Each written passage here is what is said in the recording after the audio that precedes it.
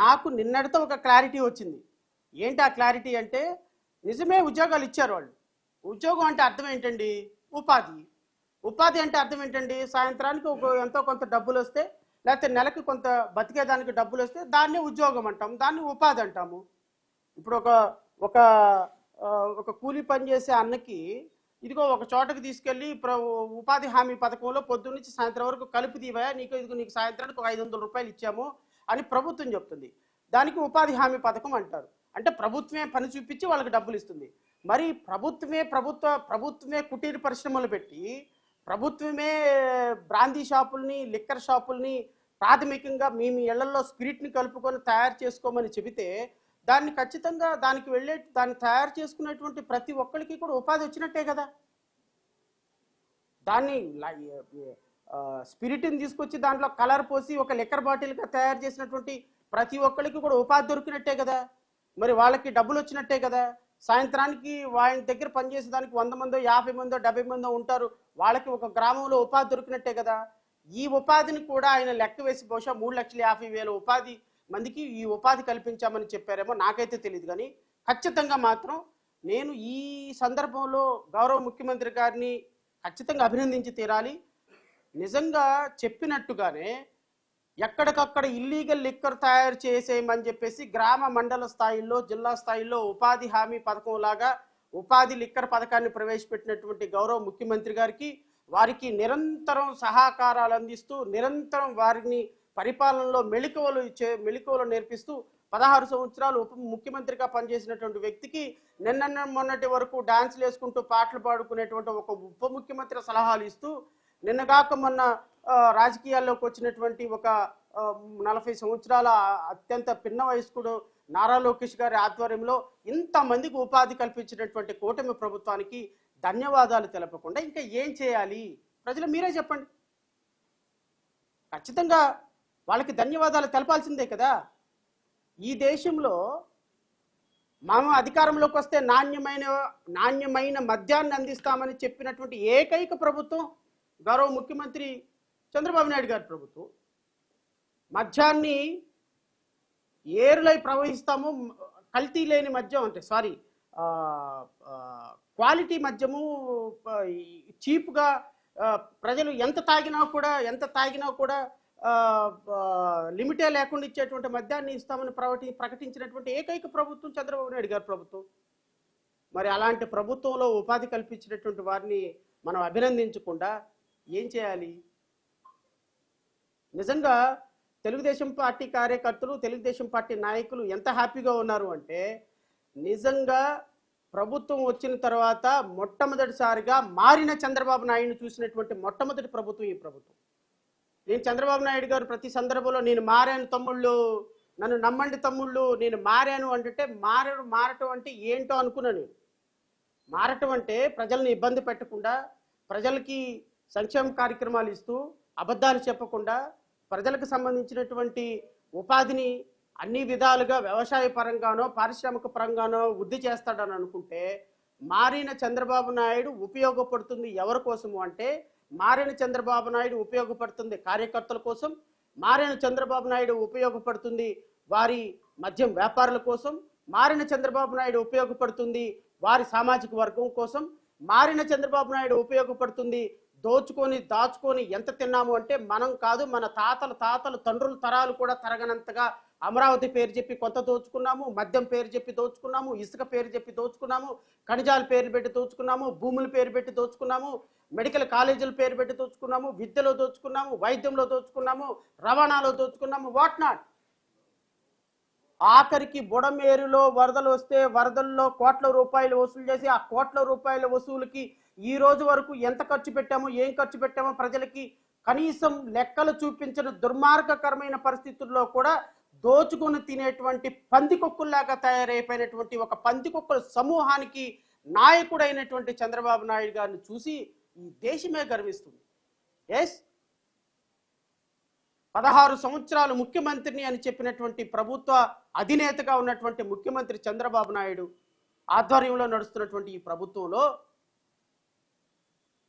మీ కార్యకర్తలు, మీ నాయకులు, మీ చెంచాలుగా చెప్పుకునే సామాజిక వర్గంలో ఉన్నటువంటి నాయకులు వేల కోట్ల రూపాయలతోటి నకిలీ మద్యం వ్యాపారం చేస్తుంటే కళ్ళకి గంతలు కట్టుకొని గాంధారీ పరిపాలన చేస్తున్నటువంటి మీలాంటి ముఖ్యమంత్రి ఉన్నప్పుడు ఈ రాష్ట్రంలో రాష్ట్ర ప్రజల పరిస్థితి, రాష్ట్ర ప్రజల్లో ఉన్న పౌరుల పరిస్థితి ఎలా కాకుండా ఎలాగుంటుంది సార్?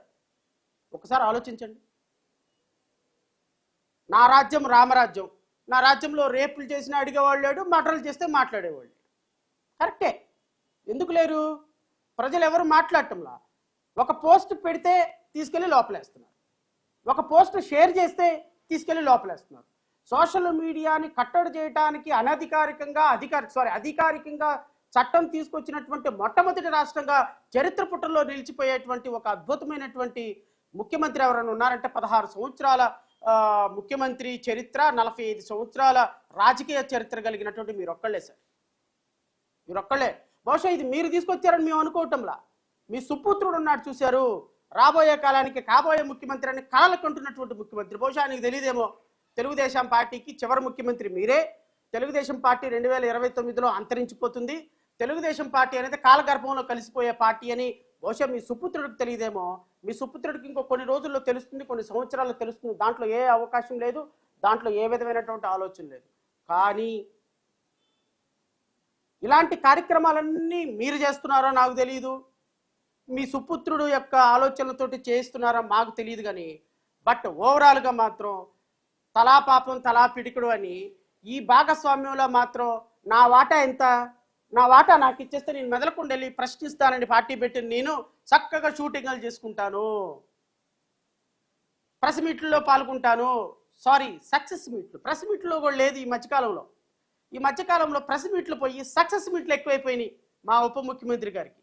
ఎందుకు ప్రెస్ మీట్లు పిలిస్తే లేనిపోయింది సార్, అక్కడ అమ్మాయిని రేప్ చేశారే మీ పిఠాపురంలో అని అడుగుతారు ఎవరైనా భయం, అందుకని నో ప్రెస్ మీట్స్. ఈ గొర్రెలందరినీ ఎదురుగా కూర్చోబెట్టుకొని పాపం పార్టీ కార్యకర్తల్ని వీలైతే మాత్రం అక్కడ పార్టీ ఆఫీసులో మాత్రం కొన్ని మాటలు మాట్లాడటానికి అవకాశం ఉంది.